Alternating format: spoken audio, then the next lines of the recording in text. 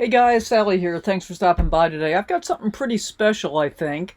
I'm visiting with my friend Lisa, with whom I've been camping periodically over the course of this past season. And we sat down to have a talk about what her nomad life is like, how she got here, what it means to her, what other experiences she has. And I think you're going to get a lot out of this video. At least I hope that's true.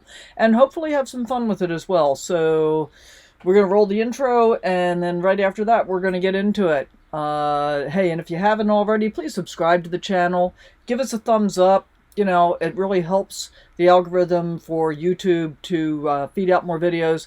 And if you think you're subscribed, double check to make sure that's true, because YouTube has been spontaneously unsubscribing people. So, here we go.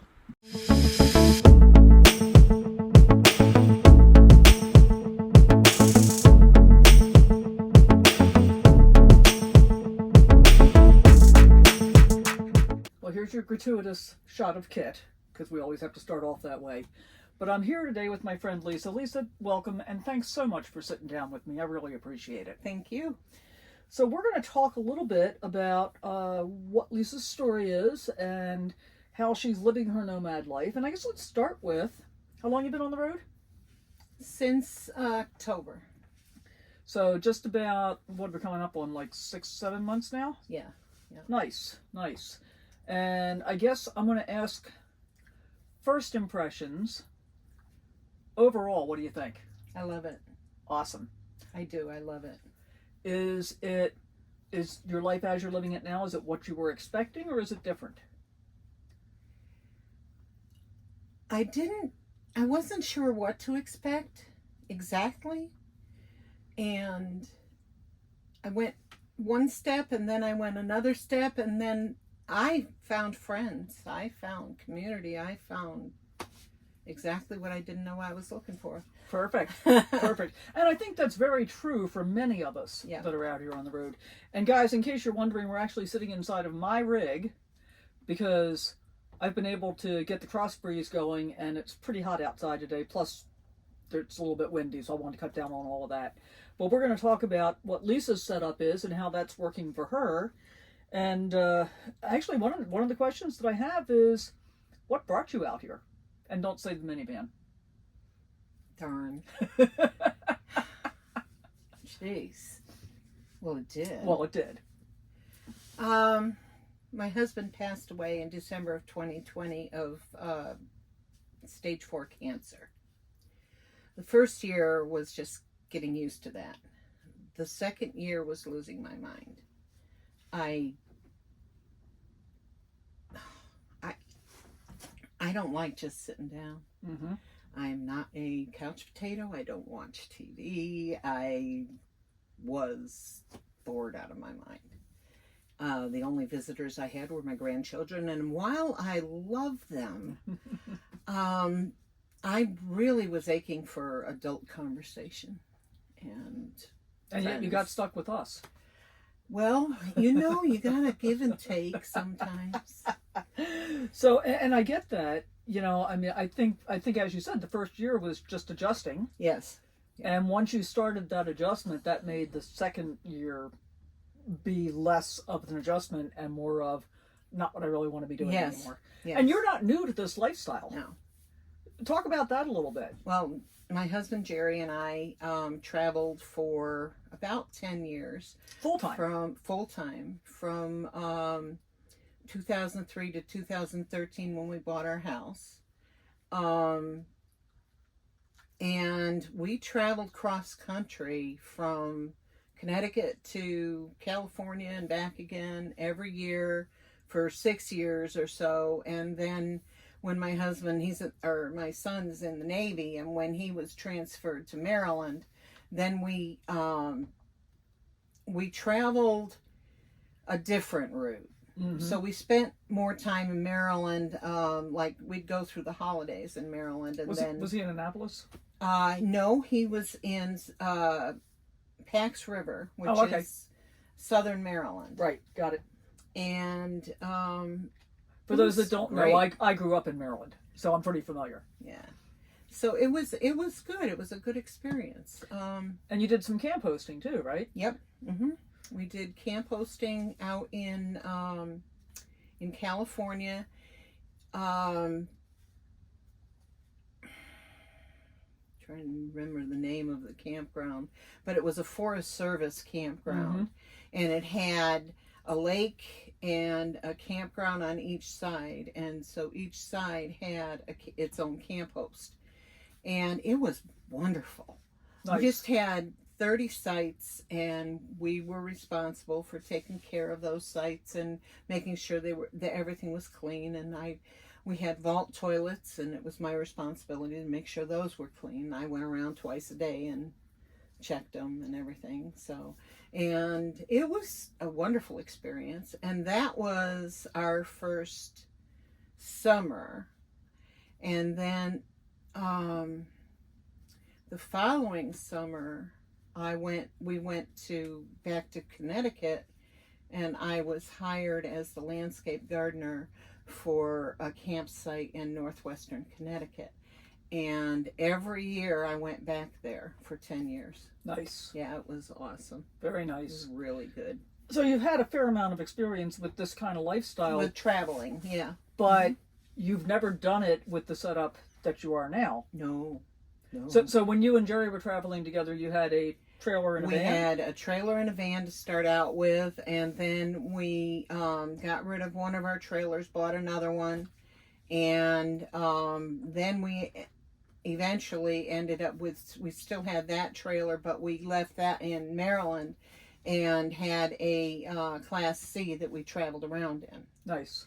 So that was great, because that meant I was doing some driving, because I wasn't with the trailer. With the trailer, yeah. And you know, I'm gonna say this for those of you that are a couple, not a single, and if you're the woman and you're thinking you're not driving, I'm gonna strongly suggest that even if you don't want to do most of the driving, learn how to drive, because you never know what might happen. This is true. And it's worth going through the effort to learn. I'll also say, you may not want to have your husband be the one to teach you. And I'll share my story. I was a motorcycle safety instructor for 22 years. My ex tried to teach me how to ride a motorcycle when we were very young. I never got out of first gear. I never got out of the parking lot. And at that point, I decided being married was more important than learning how to ride a motorcycle. I don't know that I was right about that in the long run for me, but that's me. But I ultimately took a professional course and learned how to ride and ride proficiently. And it was much easier to learn from someone who knows how to teach as opposed to someone who knows how to do the activity that you're trying to learn. So there's some thoughts around that. But you're not traveling in a Class C anymore. Nope. So what do you have now? I have a 2011 Town and Country minivan. And had you had that already before you came out on the road, or did you buy it Yes. for this? No, And so, I had it. So you were starting where you were Yes. to come out this Yes. time.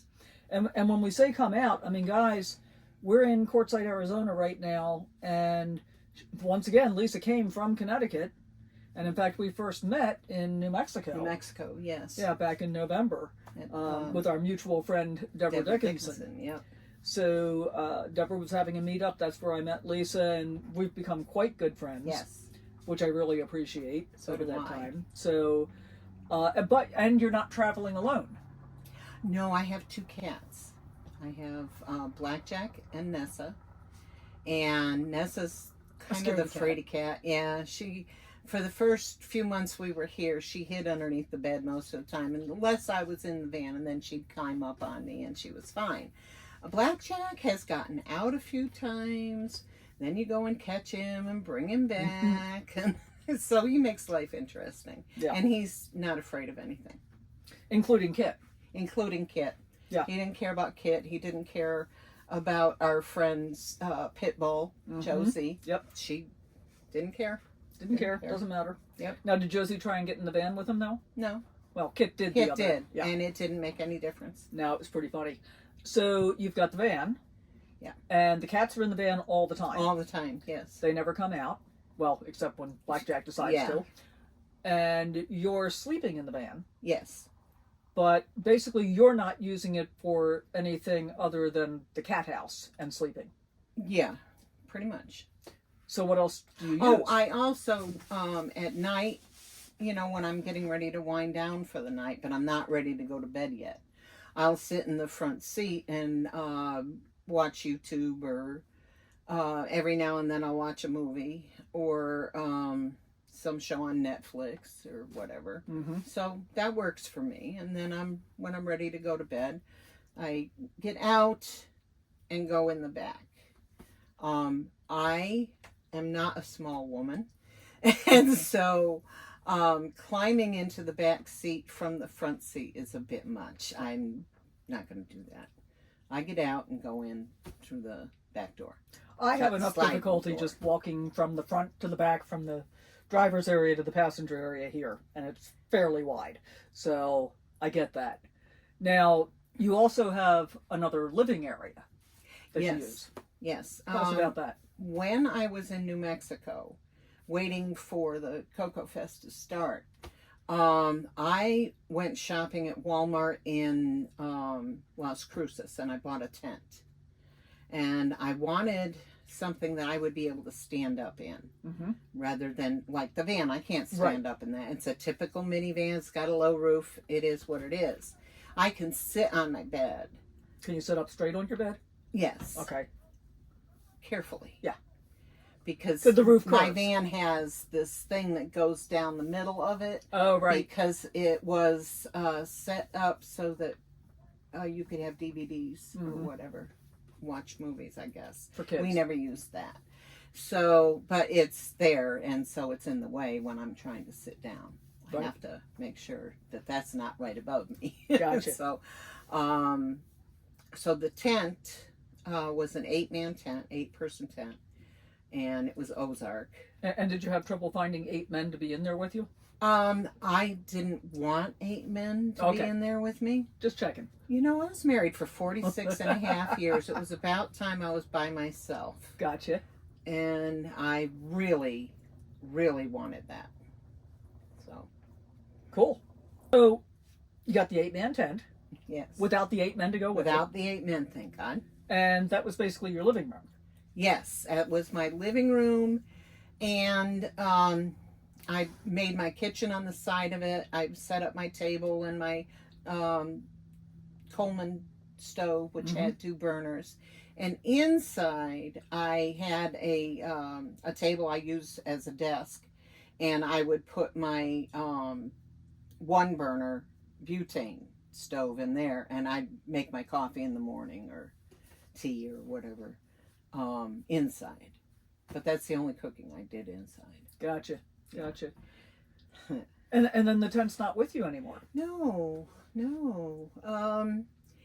One of the things anybody considering coming out to Quartzsite needs to know is that the wind blows. A lot. Consistently. Anyways, this one particular storm, well, it had been weakened by a couple of other windstorms, but this one windstorm what happened is the whole side pulled off the bottom of the tent. So that was it. It was just, hi, I can see through my tent. Oh, wait, where is my tent? Yeah. So, yeah, that was a disaster. So, friends helped me get all my stuff out of there, and I ordered another tent. And what I ordered is something similar to a clam, and it's by Gazebo, and it's not a tent, it's a gazebo. And you didn't get the biggest one. I did not. I got a 4-panel 6x6, I think. 5-panel. 5-panel. 5-panel. Yeah, because Judy's got the bigger one. She's got the 6. And then if you want to use it as a tent, don't get that one. Get the one that's really a tent, with the floor and everything. And the problem has been with the Gazelle, without having the floor connected to the walls, what happened? Well, the biggest thing is we have side panels that go over the screens, and the tent or Gazelle came with 3 of them, and I just bought another kit of them. Mm-hmm.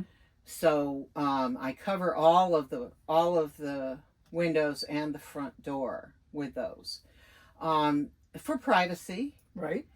It's difficult to have privacy in that tent because the wind blows and it opens up the panels, and anybody who's walking by can look right in. Okay.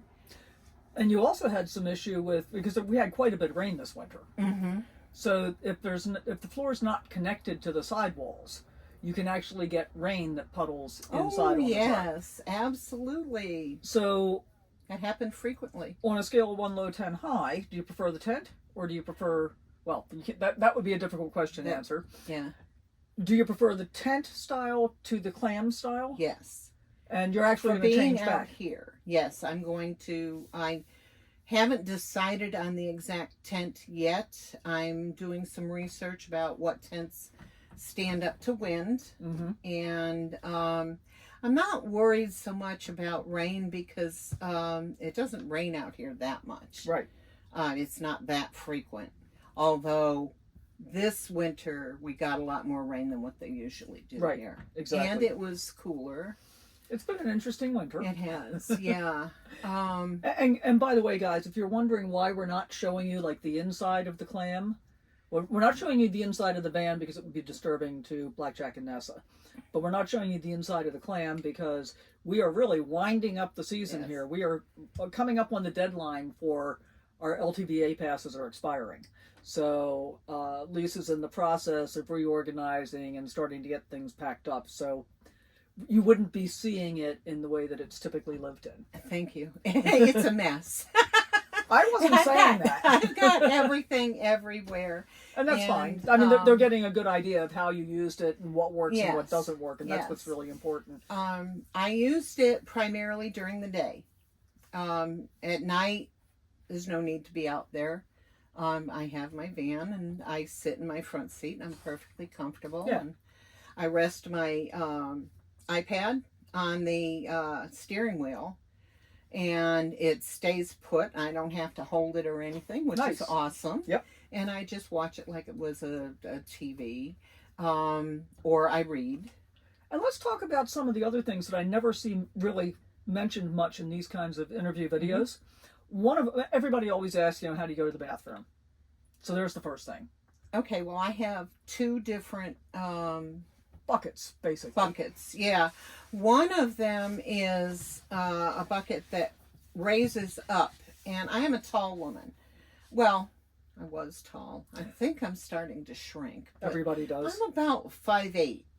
So, and I've got long legs. They go all the way down to there. So, all the way to the ground. All the way, So, it works in the tent. It's a telescoping seat, and you can use it as a seat. You can use it as a potty, which is what I do, and you can use it as a table, which I also do. Not all at the same time. No. And it has a lid that goes up, and I add, it actually has a lid and then a seat that both go up. Then I put the bag in it, and it's got a strap that holds the bag on it. And you said you decided to get more heavy duty bags than most people do.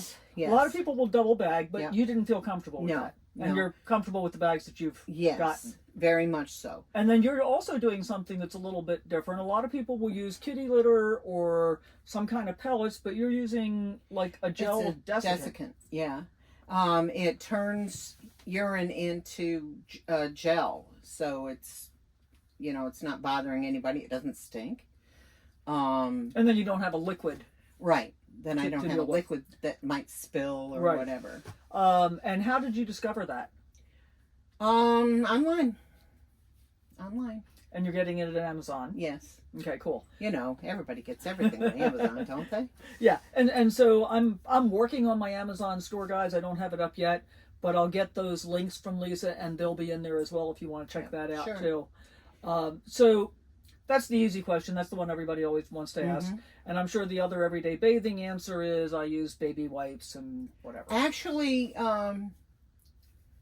I use baby wipes after I go to the bathroom because I like to smell good. Thank you.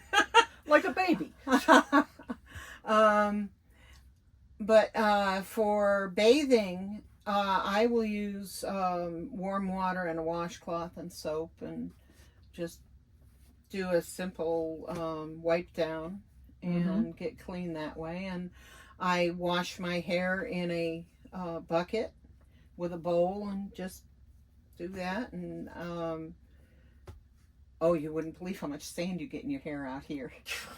Tell me about it. Tell me about it. Oh my God. I mean, I took a shower this morning, and literally I'm washing my hair. I'm like, wow, there's a lot of dirt in my hair, and I don't have much hair. So yeah, it's true. The wind blows, stuff gets up in the air, and it's dust. It's not sand per se. Right. I mean, I guess you could say it's sand, but it comes up in the air and it's dust. Yeah. So that is something that we have to deal with, and it doesn't matter if you're in a minivan or a Class C or a trailer. I mean, we've got all kinds of friends that have been out here with all kinds of different rigs all season long, and we're all dealing with that aspect of it. Yes, for everybody does. Everybody does. So those are the two typical questions, but then I got some other ones that a lot of people don't ask. One of which is, what do you need to provide power for, and how do you do it? I have a Bluetti and I have a Rock Pals. Both of those are solar generators. They're not really generators. No, they're power banks. Yeah. And they get their power from the sun, which we have an abundance of out here, and even in the winter. It's at a different angle in the winter, so it takes longer to charge up the solar banks, but it works great. Now I charge up.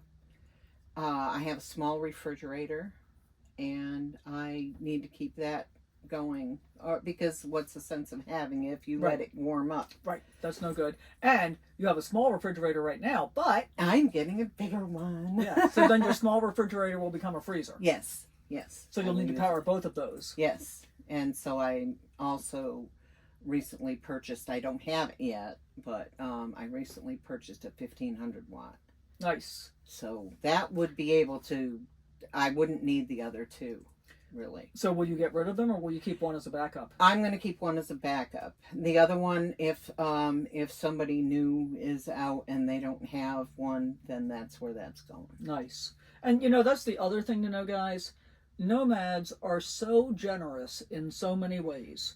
If you don't have something and somebody else has what you need, they're going to give it to you. Just give it to you, with very few exceptions. If you've got something to spare, you just pass it on. It's just the way it goes. What else are you powering? Phones, my computer. I have a laptop, and my tablet. And let me think, what else? Your Wi-Fi. My Wi-Fi, yeah. Yep. Anything that you would need to plug in. And I am planning I'm going back to Connecticut, and I'm going to get my toaster oven, and I'm going to get my air fryer. Those are the two things I really miss. And I may, at some point, because I watch you and your cooking channel, and I'm pretty sure I'm going to have to get a pressure cooker. So, and you might find Instant Pot. You might find if you've got the air fryer, you really don't need the toaster oven. I want to bake. My air fryer bakes. Your air fryer bakes? My air fryer's small. So is mine. We'll talk about that. Okay, we'll talk about that. And I'll show you. I can always learn new things. I'll show you mine and what I do. In fact, my brother just sent me a recipe for a gluten-free lemon blueberry loaf cake. Oh my God. Which I want to try. But please do while I'm here. Well, I got to get a silicone loaf pan because I don't have one. I don't have a loaf pan. Yeah. Sorry. So there's the thing. Yeah. Nor do I have blueberries or lemon or pretty much anything else that I would need for it. So there's a shopping trip involved. Yeah, definitely. At any rate, so what your point is with regard to the power is that you've got enough power to be able to handle all your needs at this point. Yes, I absolutely do. And how big are the two power banks that you have now? One is, well, it's unusual in that it has like 200 and something amp hours, but it can't, on the plug-in kind, the regular plug-in, the AC plugs, it says that they can go 600 watts. That's interesting. It's very unusual, and it works. And that's where I plug my my computer into, my laptop. Gotcha. And it works beautifully with no problem. It's and that's the Blue Eddy. And the Rock Pals, I use that, believe it or not, to power the refrigerator. And it's just a 200. So it powers the refrigerator beautifully. When it's at 100, it'll go from when I plug it in to the next morning with no problem whatsoever. And the only reason I use that is when the Blue Eddy is worn down. So, when it needs to be recharged. Yeah. And it's funny. I have a full solar and lithium system, as you know, so I typically don't have any power issues at all, except if we're 4 or 5 cloudy days in a row and I've been doing a lot of cooking and I'm not getting the solar, I start to lose battery power, and I try to keep my batteries up pretty high. So I actually have a little Jackery. It's just like, I think it's a 160 that I keep plugged in all the time, so it's always fully charged. Right. And then after 4 or 5 cloudy days, I'll use the Jackery to charge my phone and my watch overnight. And I can do that 3 or 4 days in a row before I've got to recharge that. I can also charge my phones and my tablet on my car. Nice. Which is really nice. Without running down your...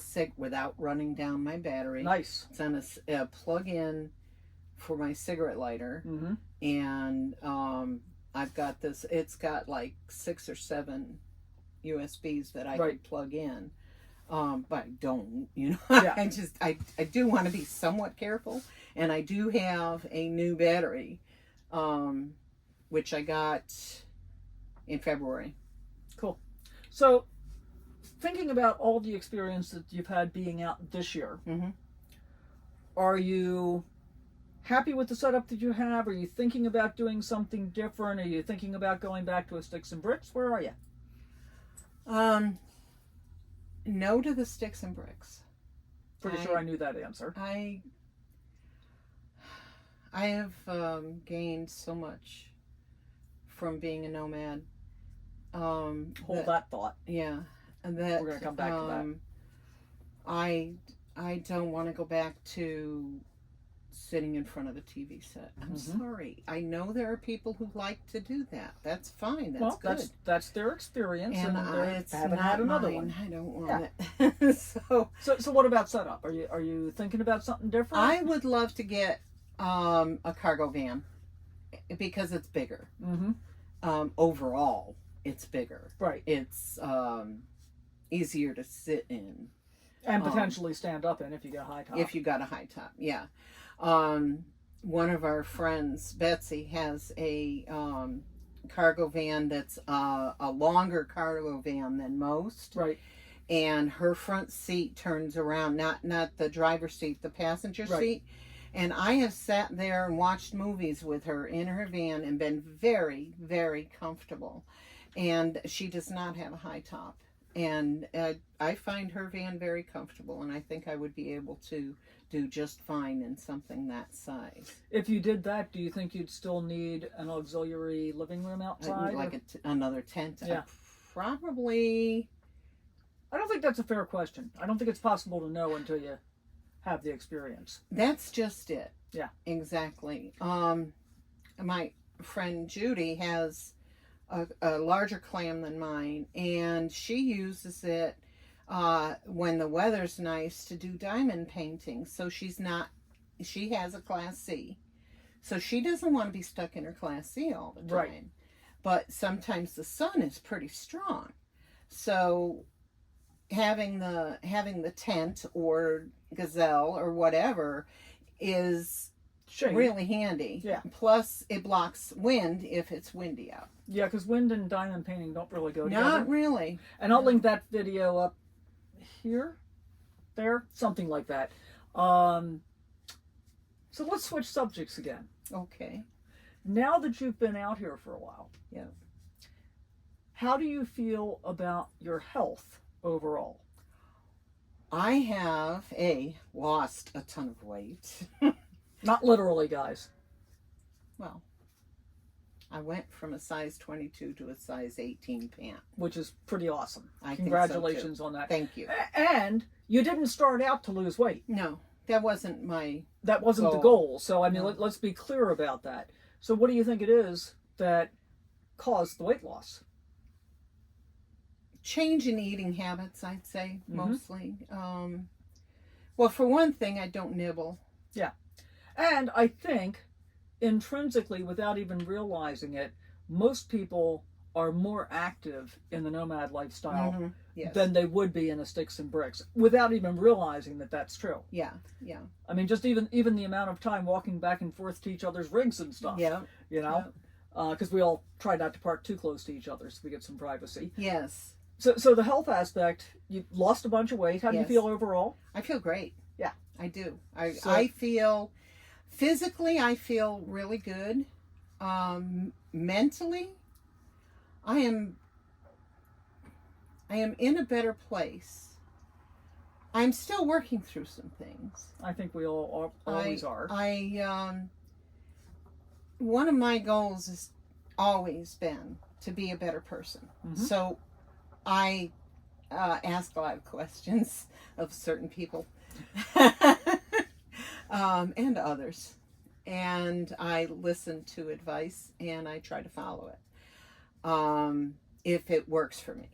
If it doesn't work for me, then I can try some other. Sure, there's always tweaks. Yeah. So you've been working on becoming healthier. Yes. You've been working on discovering your own wisdom. Yes. So then the last question, I have no idea what the answer to this one is. But what about from a wealth perspective? How are your finances living as a nomad as compared to living the typical sticks and bricks life? Well, obviously, I don't pay rent. I Well, paid you paid $180. $180 For this to year. stay here from when I got here in November to April 15th, and then I have to leave. Yeah. Although you could have come as early as September right? 15th. But from what I understand, it's really too hot. Too hot. Yeah. And we have other things to do until early November. So, I lost the question. I'm sorry. How has being a nomad affected your wealth? My wealth. Okay. Money wise, I spent more money than I thought I would. I thought I would save money, and I found I didn't. I spent money on things I didn't anticipate spending money on. I found out I needed things. I had to buy a new tent. I needed the refrigerator. I didn't have that to start out with. And then there were a few other things that I ended up getting. Now, I did save some money, but it's like not a lot. Mm-hmm. Not a lot. And there's other ways to measure wealth. uh-huh. And I am rich beyond anyone's dreams in friends. Yeah, and that's the thing that's most important long term. And having said that, I mean, we've also seen some people out here that are really struggling, Mm-hmm.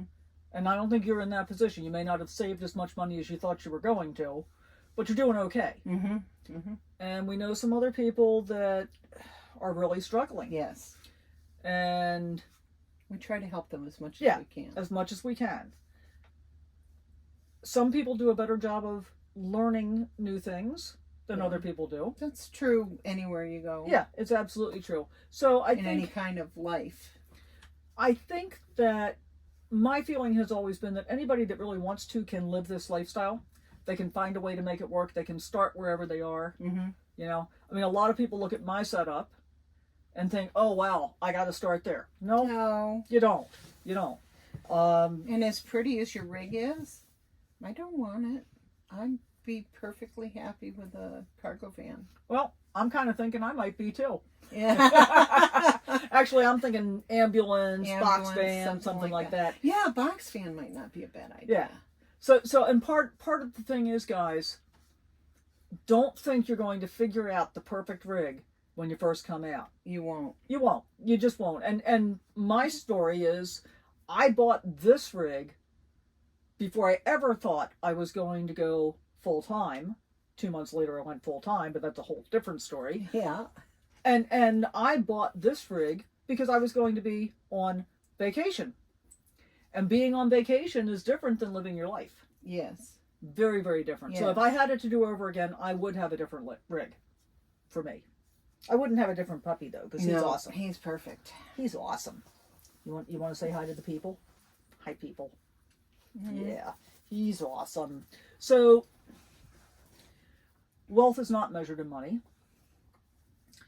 For me, and my intro says it's measured in people and places and experiences. Absolutely. I completely agree.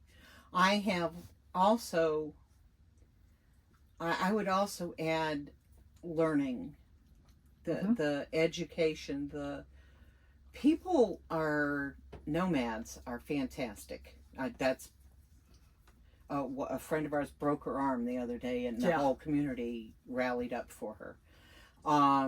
Including friends that moved their camp so that they could accommodate her need for surgery in a completely different area. Exactly. You know? Exactly. Where the surgeon was. Right, where the surgeon was instead of where they were down here in Quartzsite. Right. And that's, you know, we were actually talking about that earlier today in a group. I don't have any kids, right? So a lot of people can say they're going to call up their kid if something happens and say, hey, I'll get you a plane ticket, come drive my rig home.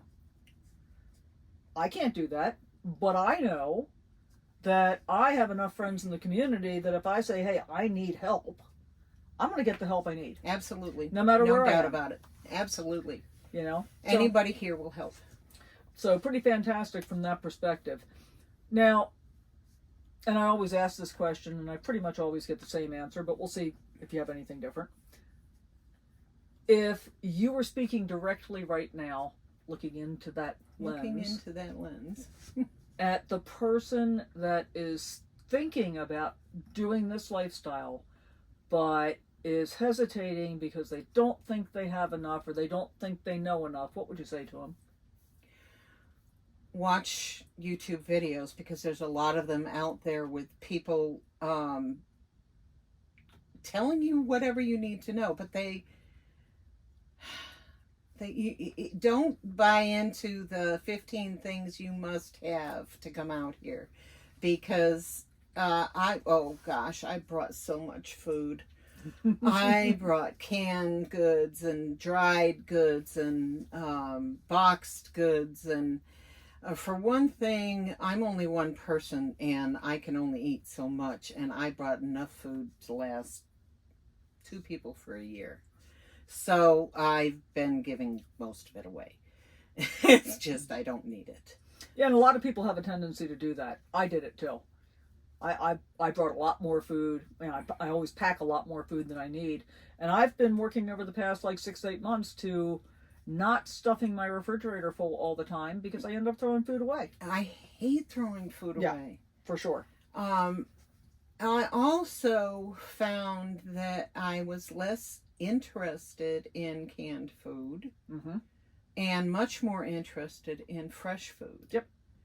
And here in Quartzsite, in the town itself, there are 2 very good little grocery stores. Not chains. Independently no, owned. they're not chains. They're both independently owned, and the people in them are really nice. And you get good quality produce in there and good quality meat, and you're going to pay for it. It's more expensive. Sure. And if you really want to, you can go out to Walmart and Parker or go over to Blythe. There's places you can buy food if you're planning on going to Quartzsite. Don't come in September. Or do, if that's what you need to do. But let's back up, because this started to, what advice would you give somebody that's thinking about doing this? And do you think that they really need to wait until they feel like they're prepared? Not at all. You're not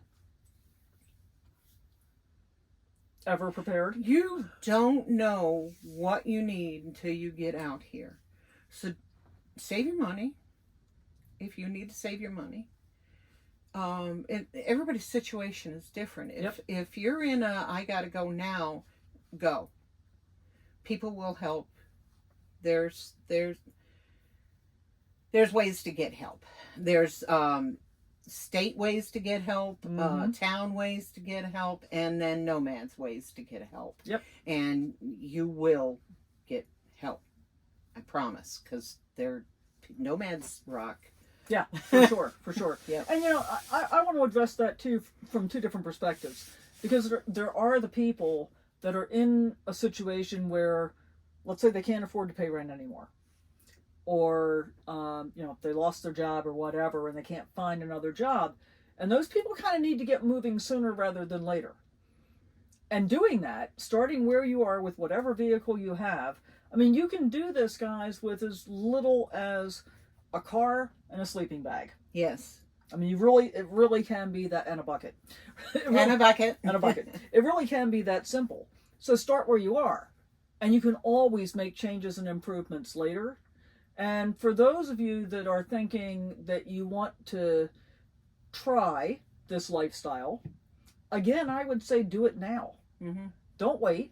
Don't wait until you think you have everything you need, because I can guarantee you already have everything you need.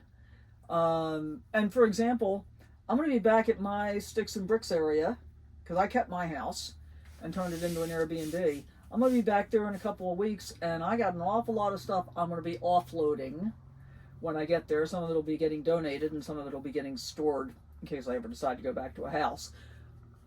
But you need less than you think you do. Yeah, you really do. I think that's really true. You need fewer clothes. Yep. It depends on you, on what your physical problems may be, because there are people who come out here who need more than 2 or 3 changes of pants or underwear or whatever. Bring what you need, right? Not what you think you need, if that makes sense. Mm-hmm. I brought entirely too many shirts.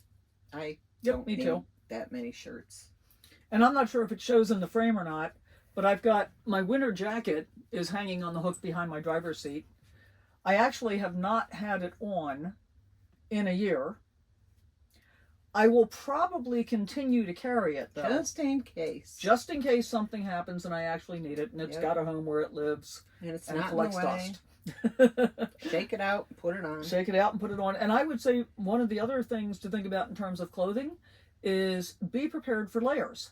Yes. Because pretty much what happens is, like for me, I start the morning out in long pants, a shirt, and a sweatshirt, and a couple hours into the day, I'm down to shorts and a t-shirt, and then in the later afternoon, I got to put pants and a sweatshirt back on. Yes, yeah. So I'm changing clothes, several times a day, every day, and I'm fine with it. It doesn't take very long. And I wear, I didn't bring any shorts.